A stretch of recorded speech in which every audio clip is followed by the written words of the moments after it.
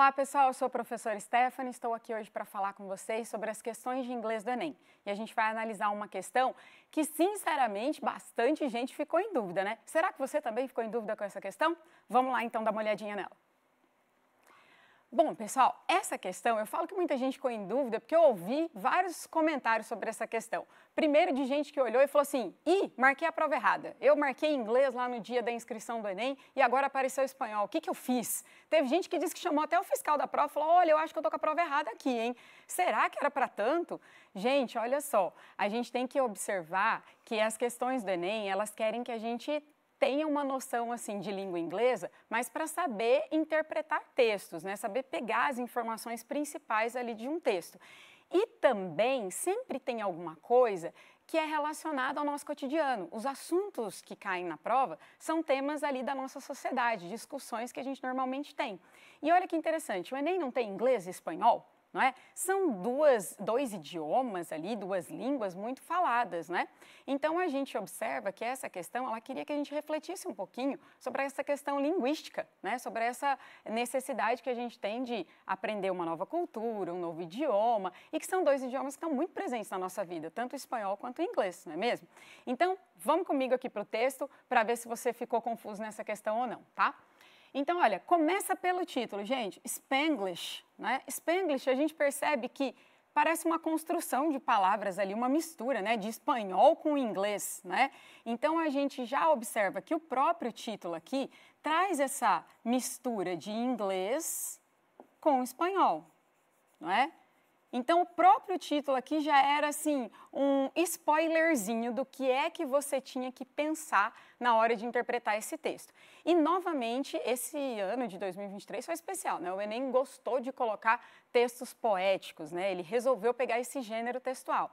Então, a gente não pode afirmar que para esse ano agora, finalzinho do ano ali, 2024, que o Enem vai fazer a mesma coisa, tá? Mas é um gênero textual que ele gosta. Não é um texto muito longo, né? Então, é um texto, assim, que, teoricamente, é de fácil leitura, tá? Então, vamos dar uma olhadinha aqui nos primeiros versos desse texto. Olha lá.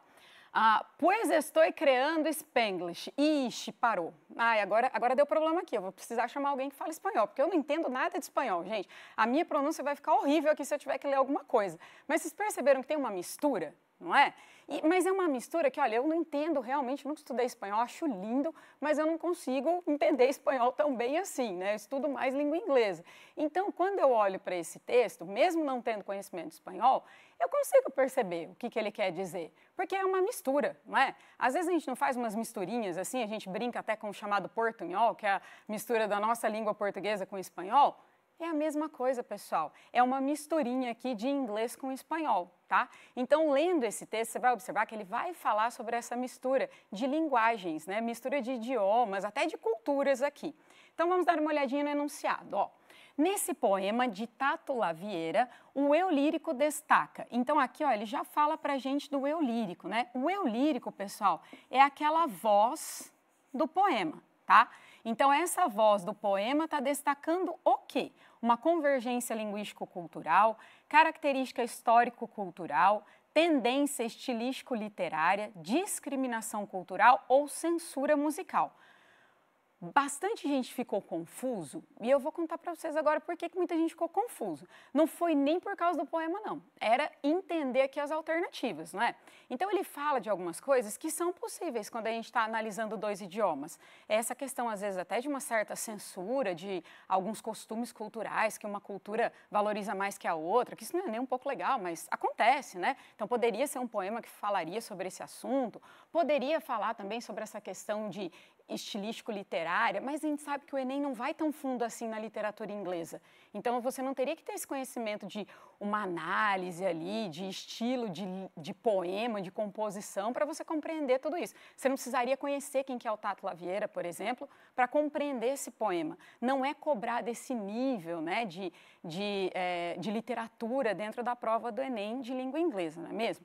Então, observando aqui, o que faria mais sentido a gente pensar? Se eu vier aqui para o texto, ó, a gente tem two dominant languages, não é?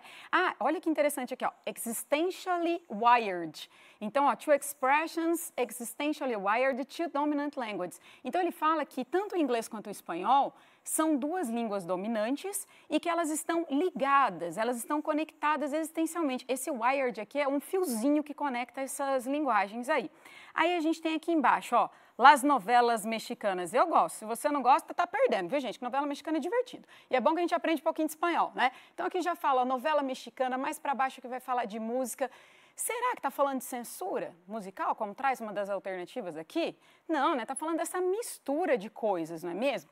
E aí a gente continua aqui, olha. Ixi, fiz uma rabisqueirinha aqui, gente. Espera aí, deixa eu tirar aqui para você ver melhor junto comigo, ó. Então, a gente tem aqui, ó, nasal mispronouncements. Então, tá falando até da pronúncia ali, que é um pouco diferente.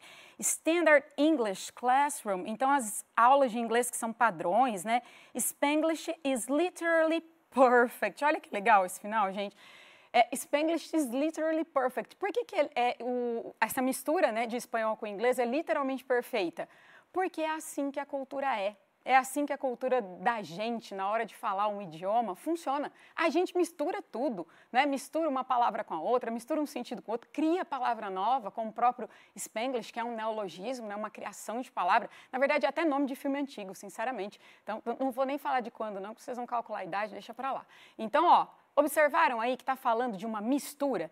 Que palavra aqui nas alternativas está relacionada à mistura, gente? Ó, eu tenho convergência, eu tenho característica, eu tenho tendência, discriminação e censura. A palavra que está relacionada à mistura, pessoal, é convergência, tá? Convergência seria aí essa misturinha, né? Essa junção de linguagem, de idioma, então aqui tanto do espanhol quanto do inglês, aqui vou fazer uma continha aqui, né? Ó, espanhol com inglês, e a cultura, que tem a ver com música, com novela, com tudo isso. Então a alternativa A é a que mais se encaixa. Tudo bem até aí, gente?